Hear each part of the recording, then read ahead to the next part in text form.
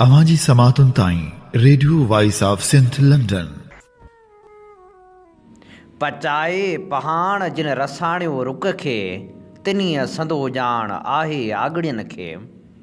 भलारे बिटतणी जे भलारे बैत सां मुंहिंजी आवाज़ मुसाफ़िर radio voice of Sindh London तां थिए दुनिया जी कुंड कुड़छ ताईं।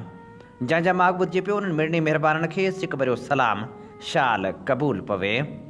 30 डिसंबर 2024 सूमर जे ॾींहुं प्रोग्राम सोच वीचार साण करे आऊं अवां जी ख़िदमत में हाज़ुर अवां जो पंहिंजो मेज़बान हबीब लगारी।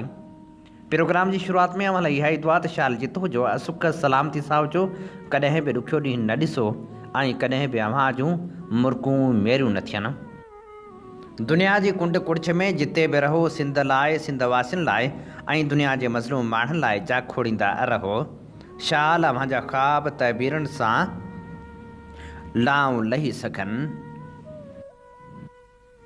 सियारे जी सर्द मौसम पाण सां गॾु जॾहिं सोगवारियुनि जा सॾ खणी ईंदी आहे तॾहिं अखियुनि जा बादल बरसी पवंदा आहिनि। ख़ासि करे डिसंबर महीनो रहियो ई विछोड़नि जो महीनो आहे। सोगवारियुनि जा उहे सॾ जेके जॾहिं कने ॿुधबा आहिनि तॾहिं मन मलूल थी रोई पवंदो आहे। काल जॾहिं सांझी 5 पर पखेड़िया हुआ तॾहिं हिकु सोगवार ख़बर बि कननि ताईं पहुती त सिंध जे नामियारे शाइर अलण अलस्ती बि बीमारी सां झेड़ींदे झेड़ींदे नेठ अखियूं पूरे छॾियूं। अलण अलस्तीअ जंहिंजो वास्तो घोटकी ज़िले जे तलके खानगढ़ खानपुर महर सां हो, हू जॾहिं शाइरी लिखंदो हो तॾहिं आशिकनि जे अंदर जो आवाज़ बणिजी वेंदी हुई। हू ई त हो जंहिं लिखियो आशिक जो लाश यारो रस्ते मथां रुले पियो। हुन सोगवारियुनि जे सॾ जहिड़ी शाइरी बि कई त हुन प्यार खे बि ॻातो। हुन इश्क ऐं मोहबत जा किसा बि छेड़िया त हुन इबादतनि ते बि लिखियो। हुन जिते इश्क मजाज़ी लिखियो उते हुन इश्क हक़ीक़ी खे बि न विसारियो। हुन जी सुञाण ख़ातिर लखनि थे लीड़ो पातो। आशिक अलण ई आहे हिकिड़े ॾिसी सुञातो। जहिड़ियूं सदा हयात सिटूं लिखंदड़ अलण अलस्ती खानपुर महर जे ॻोठ फोग मंगण हार में 1954 धारे पैदा थियो। हुन प्राइमरी ताईं तालीम हासिल कई। गुरबत सबबु वधीक पढ़ी न सघियो। निंढपिण में इश्क जी चोट लॻण करे शाइरी करणु लॻो ऐं 1990 खां संस शाइरी सिंध जी कुंड कुड़छ में ॻाइजण लॻी ऐं तमामु घणी मशहूर बि थी। हुन हर क़िस्म जी शाइरी कई पर संस घणी शाइरी इश्किया आहे। घटि पढ़ियल हुअण बावजूदि तमामु घणो मुतालो कयाई। संस शाइरी में रुमानवी गहराई बि आहे। हुन 5 ज़ुबाननि सिंधी, उर्दू, बलोची, हिंदी ऐं सराइकी में तमामु घणो कलाम चयो। संस शाइरी सिंध जे केतिरनि ई निढनि वॾनि फ़नकारनि ॻाई। संस शाइरी रब नवाज़ मैसर, इलाही बख्श सुमरे, मोहम्मद बख्श पिताफ़ी, मास्टर मंज़ूर, मोहम्मद हयात गॾाणी, शेरल बलोच, साबिर गाजाणी ऐं ॿियनि ॻाई। हीअ सिंध जे निढनि वॾनि मुशाइरनि में शरीक थी पंहिंजी शाइरी अवाम ताईं पहुचाईंदो रहियो। हुन शाइरी जे मुख़्तलिफ़ सनफ़नि गीत, वाई, ॾोहिड़े, काफ़ी, कसीदे, धमाल, नोहे, नात ऐं क़ौमी गीतनि ते बि आज़माई कई। गुरबत सबबु हूअ पंहिंजी शाइरी किताबी सूरत में आणे त न सघियो पर संस शाइरी अॼु बि सिंध जे केतिरनि ई माण्हुनि खे बरज़ुबान यादि आहे। हूअ तोड़े जो विछोड़े जो वरलाप ॾेई वियो आहे पर हू पंहिंजे गीतनि में सदाईं ज़िंदा रहणो आहे। हिकु वार क़बर उते आवे उनी वेंदड़ चयो त रण फ़क़ीर मां तुंहिंजे महबूब जे शहर वञा थो, ॿियो को सनेहो चए हा त छा थो चए त जींदीअ नाल त हर कोई लड़दे अत नाल मुया कहिड़े झेड़े तोड़ी लाश मेरा चा कांदी गिल ते बि यार न आयूं अहिड़े मुनकिर नकीर क़बर अंदर सवाल कितन बहु टेड़े अलण जवाब तॾां ॾे सां जॾहिं यार आबासी नेड़े। साईं मुंहिंजो मशहूरु गीत आहे, उमराणी ॻायो, मोहम्मद हयात ॻायो, तक़रीबन सिंधी फ़नकारनि ॻायो आहे। हो आशिक जो लाश यारो रस्ते मथां रुले पियो, ॾिसी गैर जीअं खिलनि पिया, महबूब बि खिले पियो। वाह वाह। आशिक जो लाश यारो रस्ते मथां रुले पियो, ॾिसी गैर जीअं खिलनि पिया, महबूब बि खिले पियो, ॾिसी गैर जीअं खिलनि पिया, महबूब बि खिले पियो। परदेसी अलावारिसो हिकिड़ा ईअं चवनि पिया, हिन खे अके क़तल कयो, हिक ॿिए खां ईअं पुछनि पिया, ताज़ो कुठल लॻे थो अञा ताईं रतो हले पियो, ॾिसी गैर जीअं खिलनि पिया, महबूब बि खिले पियो। आशिक जे सिर कलम मां आवाज़ ई थिए आयो, थधिड़ो ई साहु खणंदे मक़तूल कुझु ॻाल्हायो, ॿियो को बि हथ न लाहे महबूब रीअ झले पियो, ॾिसी गैर जीअं खिलनि पिया, महबूब बि खिले पियो। आशिक जो लाश यारो रस्ते मथां रुले पियो, ॾिसी गैर जीअं खिलनि पिया, महबूब बि खिले पियो। हिन जी सुञाण ख़ातिर लखनि ते लियो पातो, आशिक़ अलण ई आहे हिकिड़े ॾिसी सुञातो। हिन जी सुञाण ख़ातिर लखनि ते लियो पातो, आशिक़ अलण ई आहे हिकिड़े ॾिसी सुञातो।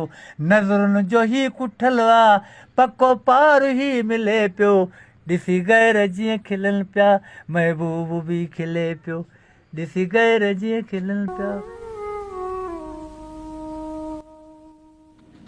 हीअ असीं भेटाउनि जा गुलाब आछे रहिया हुआसीं अलण अलस्ती खे। ऐं हीअं ॿुधी रहिया आहियो radio voice of Sindh London. अव्हां जी ख़िदमत में प्रोग्राम पेश कयो पियो वञे सोच वीचार जे हिन सफ़र में आऊं अव्हां सां मुखातिब अव्हां जो पंहिंजो मेज़बान हबीब लगारी। सिंध में वधी वियल बदमनी जो ज़िक्र त पाण हर रोज़ु कंदा रहूं था। ख़ासि तौर ते कश्मीर ऐं कंदकोट ज़िले में त बदमनी चोट चढ़ी वियल आहे। ॿ ॾींहं अॻु हिकिड़ी वीडियो वायरल थी आहे जंहिंमें कश्मीर जो मग़वी ज़ंजीरनि में ॿधल आहे।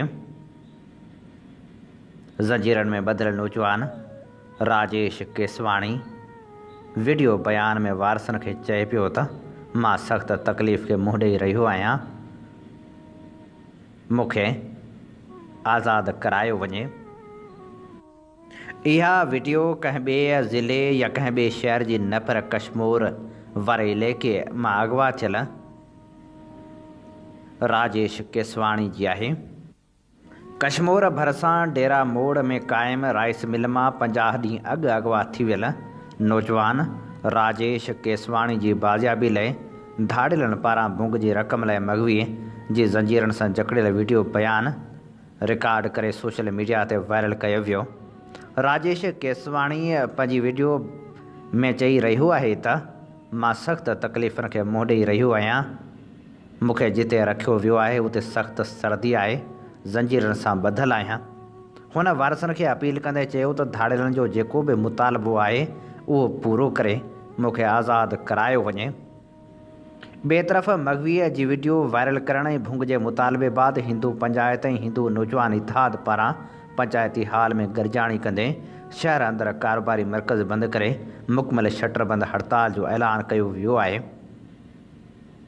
नरेश कुमार केसवाणी, दर्शन लाल केसवाणी, प्रीतम दास रामाणी ऐं ॿिनि तरफ़ां रैली बि कढी वई, मुज़ाहिरो बि कयो वियो। हुननि मुतालबो कंदे चयो त धाड़ेल सरियाम पुलिस खे ललकारे रहिया आहिनि, मग़वी जी बाज़ियाबी लाइ के बि क़दम न खयां विया आहिनि। हुननि मुतालबो कयो त नोटिस वठी मग़वी खे बाज़ियाब करायो वञे। कश्मीर कंदकोट में मुसलसिल अमन लाइ एहतिजाज थींदा रहिया आहिनि, धाड़िलनि ख़िलाफ़ कार्रवाई जा मुतालबा बि थींदा रहिया आहिनि, पर जंहिं मुल्क जा हुक्मरान अंधा बोड़ा ऐं गूंगा थी वञनि उते भला आवाम जूं दाहूं या आहूं केरु थो ॿुधे। ॾुख इहो न आहे त सुखनि जे सौदागरनि हाणे सिंध ॾे अचणु विसारे छॾियो आहे, पर अलमियो इहो आहे जो वक़्त जा हुक्मरान ख़ुदि हिन सूबे खे बदमनी जे वर चाढ़े रहिया आहिनि। बासरण जी सरपरस्ती में थींदड़ कारवायुनि खे हाणे केर बि नथो रोके। उहे धाड़ेल जेके हुकूमत चाहे त उनखां ॻुझा कॾहिं बि न आहिनि।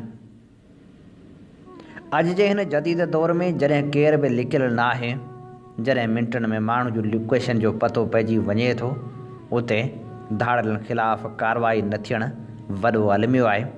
उते उन दौर में जेकॾहिं प्रिया कुमारी बाज़ाब नथी कराए वञे त इन खां वॾो अलमियो भला ॿियो कहिड़ो हूंदो। सिंध जा रवासी बि कुझु नथा चाहिनि।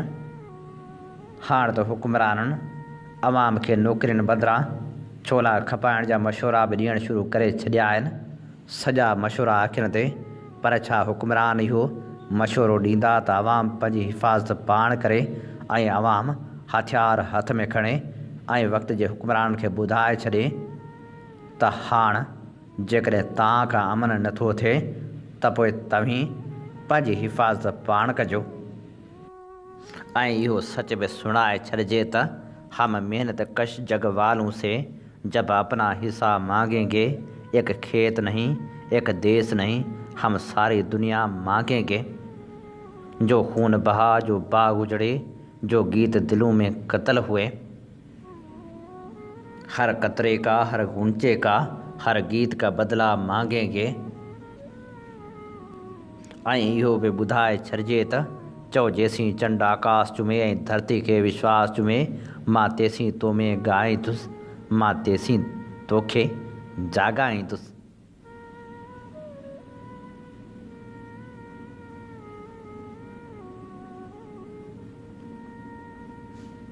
साईं मुंहिंजा बदमनी जी ॻाल्हि कजे या नाइंसाफ़ियुनि जी ॻाल्हि, सिंध सां नाइंसाफ़ियूं त तारीख़ जे हर दौर में थींदियूं रहियूं आहिनि। सिंध मुल्क जे समूरनि सूबनि जी मजमूई पैदावार खां वधीक गैस जी पैदावार बि ॾिए थी, पर मोट में उनखे पंहिंजो आइनी हिसो बि नथो मिले। आइनी हिसे खां बि महरूम करे मुश्किलातुनि जे ओड़ाह में उछलायो वञे थो। वफ़ाक़ तरफ़ां अहिड़ी नाइंसाफ़ी सूबे जी अवाम में बेइतमिनानी पैदा कंदी, ऐं उहा अहिड़ी रवश आहे जेका मुल्की इस्तेहकाम खे नुक़सानु पहुचाए सघे थी। सिंध सूबो जेको पाकिस्तान जो सभ खां वॾो गैस पैदा कंदड़ सूबो आहे, केतिरनि ई ॾहाकनि खां पंहिंजे आइनी हिसे खां महरूम रहियो आहे। मुल्क जी मजमूई गैस पैदावार जो तक़रीबन 70% सिंध मां हासिलु थिए थो, पर उन जे बावजूदु सिंध जे अवाम खे गैस जी फ़राहमी में वॾियूं रुकावटूं पेश अचनि थियूं। आइनी तौर ते आर्टिकल 158 तहत विर्छ जो असूल वाज़े आहे त गैस पैदा कंदड़ इलाइक़नि खे पहिरियां उन्हनि जी ज़रूरत मुताबिक़ गैस मुहैया कई वेंदी, पर सिंध खे उन उसूल खां घणो परे रखियो वियो आहे। गैस विर्छ में नाइंसाफ़ी जा केतिरा ई पासा आहिनि। हिकु तरफ़ सिंध मां पैदा थींदड़ गैस ॿियनि सूबनि खे फ़राहम कई वञे थी, जॾहिं त सिंध जा शहरी सनअती इलाइक़ा गैस जी लोड शेडिंग ऐं घटि फ़राहमी जो शिकार आहिनि। ॿिए तरफ़ सिंध हुकूमत खे गैस जी आमदनी जो मुनासिब हिसो बि नथो मिले, जेको मुआशी तरक़ी में वॾी रंडक आहे। सिंध जी गैस ते हक़ खां महरूमी जो सिधो असरु सूबे जी मईशत ते पवे थो। गैस जी खोट सबबि सिंध जा सनअती इलाइक़ा शदीद मुतासिर थियनि था, कारखाना बंदि थी वञनि था, जंहिंसां न सिर्फ़ु रोज़गार जा मौक़ा घटिजनि था, पर बरामदात में पिणु घटिताई अचे थी। उनखां अलावा ज़राइत जे शोबे में बि उन नाइंसाफ़ी जा असर नज़र अचनि था, जिते गैस ते हलंदड़ ट्यूब वेल खे तवानाई जी फ़राहमी मुतासिर थिए थी, जंहिंसां पैदावार घटिजे थी। गैस जी फ़राहमी में घटिताई जो असरु आम माण्हू जी ज़िंदगी ते पिणु इंतिहाई गहरो आहे।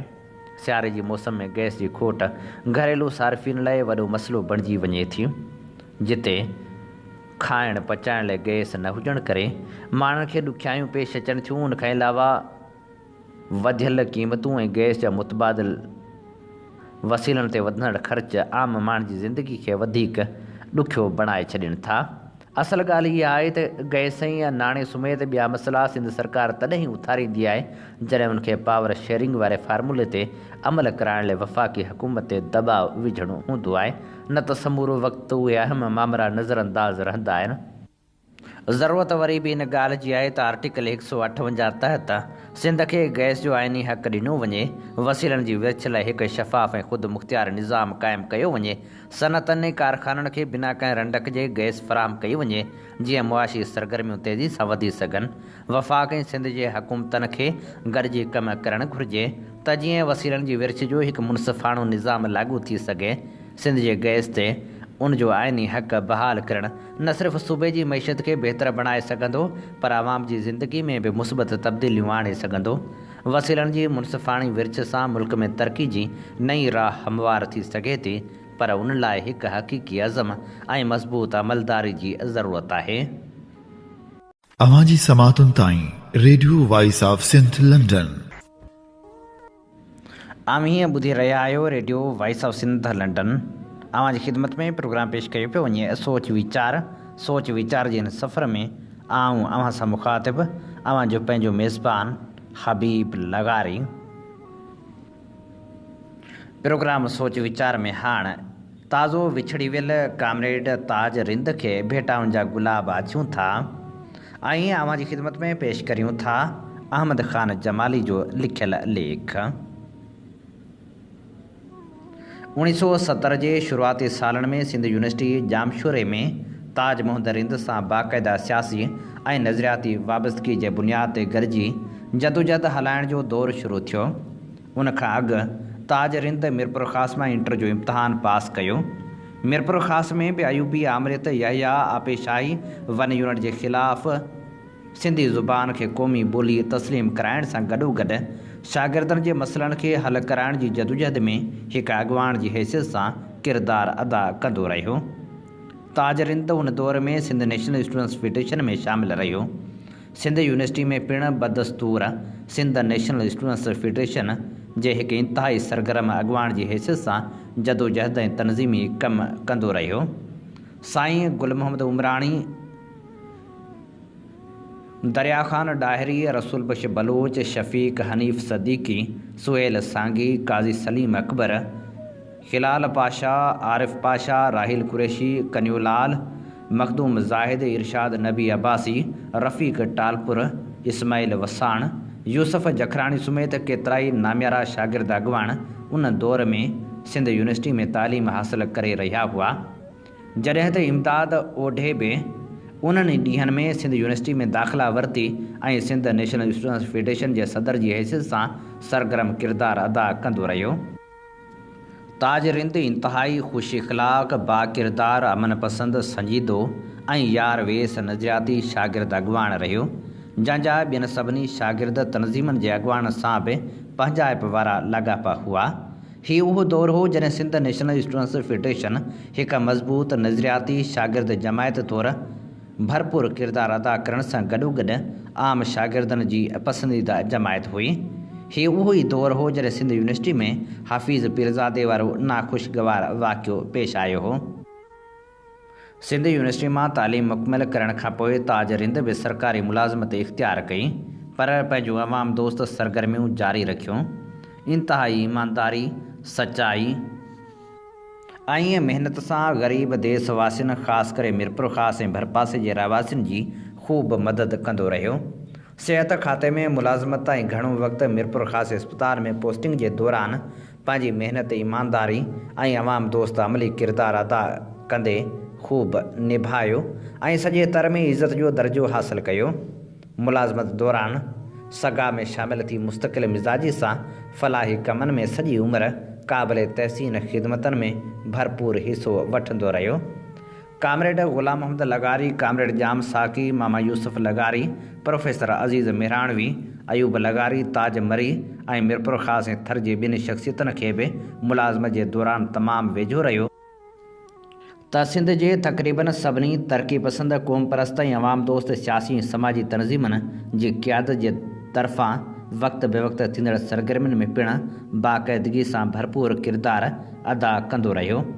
ताज रिंद खे औलाद न हो, पर न सिर्फ़ु पंहिंजनि भाइरनि भाइटियुनि अज़ीज़नि जी अखि जो तारो हो, पर मिरपुर ख़ास ऐं भरपासे जे रहवासियुनि जे लाइ हिकु भरपूर उत्साहींदड़ अज़ीज़ अमली इंसान पिणु हो।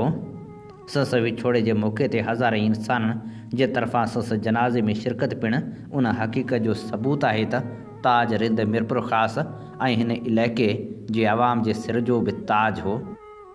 ॾुख जी हिन घड़ी में असांजूं हमदर्दियूं, नेक तमनाऊं ऐं दुआऊं ताज रिंद जे ख़ानदान ऐं तर जी अवाम सां गॾु आहिनि। बेशक मौत मिहणो कोन्हे, पर को मौत रिवाजी विछोड़ो बि कोन्हे।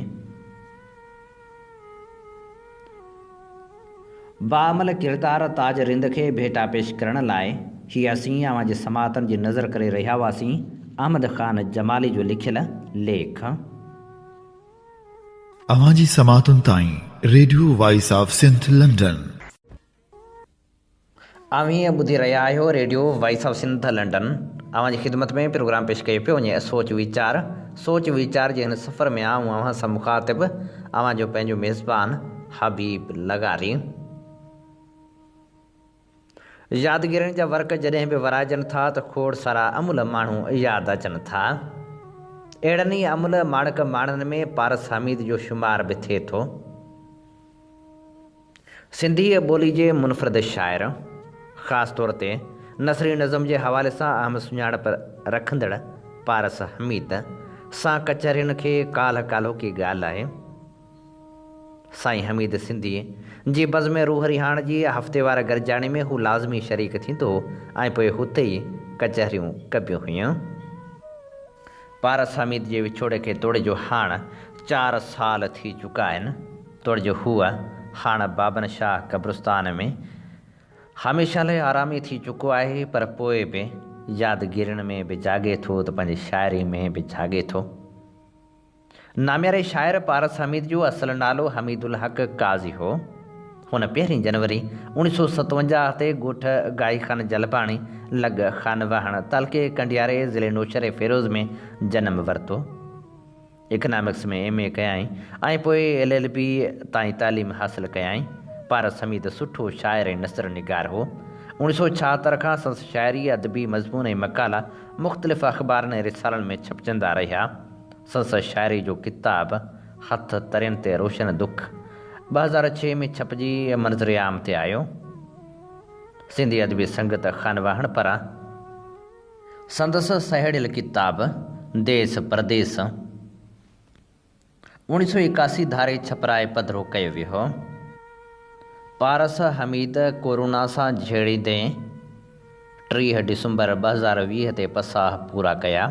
खेसि 31 डिसंबर 2020 ते हैदराबाद जे बाबन शाह क़ब्रिस्तान में मिटी माउ हवाले कयो वियो। अॼु असीं खेसि यादि कयूं पिया त संस शाइरी बि यादि पवे पई। अॼु असीं खेसि भेटा पेश कंदे संदसि शाइरी अव्हां जे समातनि जी नज़र करियूं था। चौतरफ़ सांत बात केॾांहुं वई, हाय मुंहिंजी हयात केॾांहुं वई, रंगई रोशनियूं पखेड़े हाजा, दस्त सां रात केॾांहुं वई, न पखी से न से रहियूं ॿोलियूं, तिन जे लामन ते लात केॾांहुं वई, चोॾसा दर्द पहिरा ऐं दीवारूं ही, सच चवण जी तात केॾांहुं वई, ॾींहं खे रात थो चए अक्सर, रोशनी हू पियो ढके अक्सर, हू वियो केतिरो बदिलजी आ, हाणे माण्हू नथो लॻे अक्सर, देस जो थो सॾाए रखवालो, भूअं गिरवी पियो रखे अक्सर, धूड़ छाणे हिते पियो कोई, को सितारनि मझां ॾिसे अक्सर, चंड तुंहिंजो बि मीत आहे को, जंहिंखे तो चाहियो हुजे अक्सर, धरती तोखे ख़्वाब असांजा केॾो चाहिनि, ख़्वाब असांजा ॼण के पेनू तुंहिंजो प्यार पिनण था चाहिनि, ख़्वाब असांजा सोरिय सरकश तुंहिंजी सूंहं सुकार जी ख़ातिर वेरी साण विहण था चाहिनि, तोले रतो छाण थियनि ज़हर पीअनि फाही लटकनि, ख़्वाब असांजा ख़्वाब असांजा। चवीं थी त तोखे विसारे छॾियां, चवीं थी त तोखे विसारे छॾियां, तुंहिंजे यादनि जे रोशन घटियुनि मां गुज़रां, नई तुंहिंजे पार जी कयां सार काई, नई सदम ज़हन में तुंहिंजे सोचनि जा गुल पोखियां, नई ख़ुशबू तिन जी ओते अंदर में तो लाइ कोई सुंदर गीत लिखां, न विछोड़े जे लम्हनि खे सारियां, नई तुंहिंजे ख़्यालनि जा पोपट उॾारियां। ईअं थी सघे थो समय सुवाल दिलि में सरंजी फुटनि था, हिन जीवन जे बन में मुंहिंजा पिरी तुंहिंजी सार जा सभु हसी पेचरा पुॼाणी पुॼनि था। भला ईअं थी सघे थो त तोखे विसारे छॾियां। असां गुमनाम सिपाहियुनि जे क़बरनि जी आहियूं, ज़िंदगी जे संग्राम में विढ़ी ऐं ज़ख़्मी थी मारिजी वियल जुआन जज़्बनि जा वारिस। तोड़े जो असांजे नालनि ते बदनामी जा लीका ऐं खीसनि में सलेबूं आहिनि, पर पोइ बि पंहिंजे वजूद जा सभई ॾुख सुख सोचूं लोचूं अणपूरा ख़्वाब ऐं तमनाऊं साण करे सॾ ॾियण खां अॻु में ई हलिया आयासीं ऐं मारिजी वियासीं गुमनाम सिपाहियुनि जियां बेनाव ऐं निशान। जे असां लाइ को हथ खणी मथे दुआ बि घुरे, नई तंहिंखे असांजी ॼमार जो पतो, नई तंहिंखे असांजे नाव जी ख़बर। असां गुमनाम सिपाहियुनि जे क़बरनि जियां आहियूं।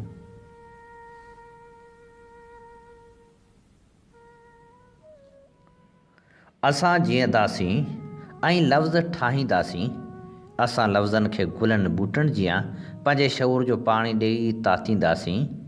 असांजी ज़िंदगियुनि जे वहकरनि खे न टोड़ियो, असां जीअंदासीं ऐं ख़्वाब ॾिसंदासीं, ज़िंदगी ऐं रोशनी जा ख़्वाब, प्यार ऐं ख़ुशबू जा ख़्वाब, ख़्वाब जेके अखियुनि मां ॻोढ़नि जियां वहंदा रहनि था। असां लफ़्ज़नि सां नज़म ठाहींदासीं ऐं ख़ुशबू ऐं प्यार जा नज़म, ज़िंदगी ऐं रोशनी जा नज़म असां अञा जीअण था चाहियूं। जेसिताईं तुंहिंजे प्यार जी छांव मूं मथां हुई, तेसिताईं मां कंहिं सुंदर सपने अंदरि लिकियल हुयसि। जे ॾुखनि खे अखियूं हुजनि हा त असांखे ॾिसी रोई पवनि हा।